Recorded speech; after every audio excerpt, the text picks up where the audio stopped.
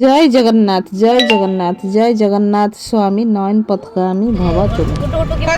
କାଳିଆର ଡୋରି ନ ଲାଗିଲେ ଆପଣମାନେ କଦାପି ଯାଇପାରିବେନି। ତେଣୁ ସେ କାଳିଆର ଲୀଳା ସେ ହିଁ ଏ ଦୁନିଆ ସୃଷ୍ଟି କରିଛି। ଆଉ ତାରି ଦ୍ୱାରେ ହିଁ ଜନସମୁଦ୍ର। ଆପଣମାନେ ଦେଖିବେ ବଡ଼ଦାଣ୍ଡରେ ସବୁବେଳେ ଜନସମୁଦ୍ର, କେତେବେଳେ ଖାଲି ଆପଣ ବଡ଼ଦାଣ୍ଡକୁ ଦେଖିପାରିବେ ନାହିଁ।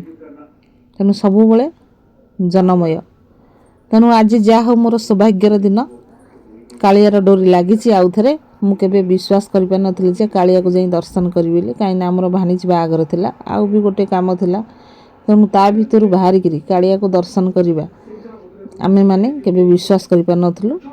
କିନ୍ତୁ ମନ ଦୁଃଖ ଥିଲା ଯେ ବାବା ଆମେ ପୁରୀ ଆସିଛୁ, ଆଉ ପୁରୀ ଯେତେବେଳେ ଶ୍ରୀକ୍ଷେତ୍ର ଧାମକୁ ଆସିକିରି ମୋ କାଳିଆକୁ ଦର୍ଶନ କରିପାରିବିନି, ଏଇଟା ତ ଗୋଟେ ଯଦି କାଳିଆକୁ ଦର୍ଶନ ନ କରିବି ମୋ ମନ କେବେ ଶାନ୍ତି ହେବନି। ତେଣୁ ବାବାଙ୍କୁ କହିଲି ବାବା ଟିକେ ଟାଇମ୍ ବାହାର କରି ଆସି କାଳିଆକୁ ଦର୍ଶନ କରିବା।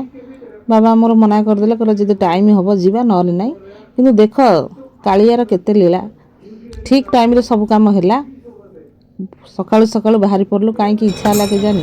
କହିଲି ବାବା ଚାଲ ଯିବା, ଆସିଛୁ ତ କାଳିଆକୁ ଦର୍ଶନ ନ କଲେ ମନ ଶାନ୍ତି ହେବନି। ଚାଲ, ମୁଁ ଆରଥରକ ଆସିଥିଲି ଜଷ୍ଟ ଟିକିଏ ମୋର ଜଗନ୍ନାଥ, ମୋର ବଳଭଦ୍ର, ମା ସୁଭଦ୍ରାଙ୍କ ଫେସ୍ ମୁହଁ ଟିକିଏ ଜଷ୍ଟ ଦେଖିଛି, ଆଉ ଭିଡ଼ିଓରେ ଦେଖିପାରିନଥିଲି। ଏବେ ଚାଲ ଯିବା, ଆଜି ଜଗାର ଦର୍ଶନ କରିବା, ଦେଖିବା ଜଗା ଆମକୁ ଦର୍ଶନ ଦେଉଛି କି ନାହିଁ। ଯାଉ ଫଟାଫଟ ଗାଧୋଇ ପାଧୋଇ ପଳେଇ ଆସିଲୁ କାଳିଆ ପାଖକୁ।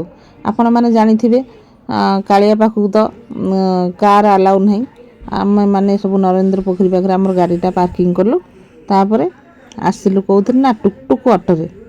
ଟୁକଟୁକ ଅଟୋରେ ପଳେଇ ଆସିଲୁ କାଳିଆ ପାଖକୁ।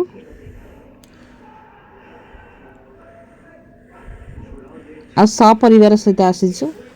ମୁଁ, ମୋ ପରିବାର, ମୋ ଦିଅର, ମୋ ଯା, ମୋର ପୁତୁରା ସବୁ ସାଙ୍ଗ ହେଇକି ଆସିଛୁ କାଳିଆକୁ ଦର୍ଶନ କରିବା ପାଇଁ। ଆପଣମାନେ ବିଶ୍ୱାସ କରିପାରିବେନି, ମୁଁ କାଳିଆର ଏମିତି ଦର୍ଶନ କେବେ ବି ଦେଖିନଥିଲି। ହଁ ବାଡ଼ୁଅ ପୂର୍ବରୁ ମାନେ ଯେତେବେଳେ ଝିଅ ଥିଲେ ସେତେବେଳେ କାଳିଆର ଦର୍ଶନ କରିଥିଲି ପୁରା ପାଖରୁ।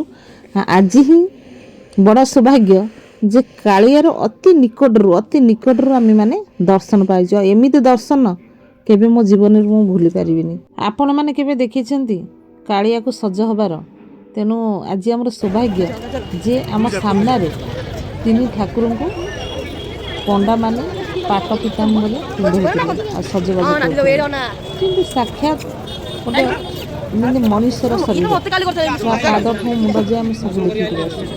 ତେଣୁ ଏତେ ସୌଭାଗ୍ୟ, ଆମ ଆଖି ଆଜି ପବିତ୍ର ହେଇଗଲା। ମୋର ସବୁ ପାପ ଯେମିତି ମୋର ଖତମ ହେଇଗଲା। ତେଣୁ ସବୁ କାଳିଆର ଲୀଳା, ସିଏ ନ ଚାହିଁଲେ ଆପଣଙ୍କୁ କେବେ ତାର ଏଇ ରୂପ ଦର୍ଶନ କରାଇ ଦେବନି। ତେଣୁ ମୋତେ ଏତେ କାନ୍ଦ ଲାଗିଲା କାଳିଆକୁ ଦେଖି ଯେ ଆରଥରକ ଆସିଥିଲି ମୋ କାଳିଆକୁ ମୁଁ ଠିକ୍ସେ ଦେଖିପାରିନଥିଲି। ମନ ଭିତରେ ବହୁତ ଦୁଃଖ, ଆଖିରେ ବି କାନ୍ଦ ଆସିଲା ଯେ କାଳିଆ ମୁଁ ଏତେ ବାଟ ଆସିଲି କିନ୍ତୁ ଗୋଟେ ଦର୍ଶନ କରିପାରିଲିନି।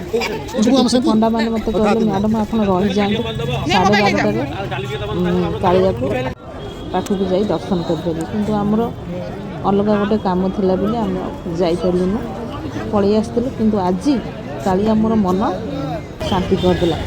କଥାରେ ନାହିଁ ସୁନ୍ଦର ତୃପ୍ତିର ଅବସାଦନ ଯେତେ ଦେଖିଥିଲେ ନୂଆ ଦିଶୁଥାଏ। ତେଣୁ ମୁଁ କାଳିଆକୁ ଯେତେ ଦେଖିଲେ ବି ମନ ଶାନ୍ତି ହେଉନଥାଏ। ଚାହୁଁଥାଏ ଏମିତି ରାତି ଦିନ 24 ଘଣ୍ଟା ଏଇଠି ବସିକିରି ମୋ କାଳିଆକୁ ମୁଁ ଦେଖନ୍ତି କି। ମାନେ ଏତେ ସୁନ୍ଦର ଦର୍ଶନ ମୁଁ କେବେ ବି ଭୁଲି ପାରିବିନି। ତେଣୁ ମୋର କାଳିଆ ପାଖରେ ଏତିକି ବିନତି, ପ୍ରଭୁ ମୋତେ ଏମିତି ଆପଣଙ୍କ ପାଖକୁ ମୋ ପରିବାର ସହିତ ଡାକନ୍ତୁ, ଆମେ ଆସୁ ଆରାମସରେ ଆପଣଙ୍କ ଦର୍ଶନ କରି ଶାନ୍ତିରେ ସୁଖରେ। ଜୟ ଜଗନ୍ନାଥ। ଯାହା ହଉ ମୋ କାଳିଆର ଭଲ ଭଲ ଆମେ ଦର୍ଶନ କରିସାରିଲୁ। ଏବେ ଆସିଲୁ ଖଜା ନେବା ପାଇଁ। ଏଇ ଯେହେତୁ ଲୋକାଲ୍ ଖଜା, ତେଣୁ ଏଇଠି କମ୍ ରେଟ୍, 120 ଟଙ୍କା ଲେଖା ଖଜା କିଲୋ। କିନ୍ତୁ ଆପଣମାନେ ଯଦି ଘିଅର ଖଜା ନେବେ, ପୁରା ପିଓର ଘିଅ ତାହେଲେ ତା'ର କିଲୋ ହେଉଛି 450, 350, 450 ଏମିତି। ତେଣୁ ଆମେ ଗଲୁ ଖଜା କିଣିକିରି ଏବେ ଘରକୁ ଫେରିଲୁ। ଜୟ ଜଗନ୍ନାଥ।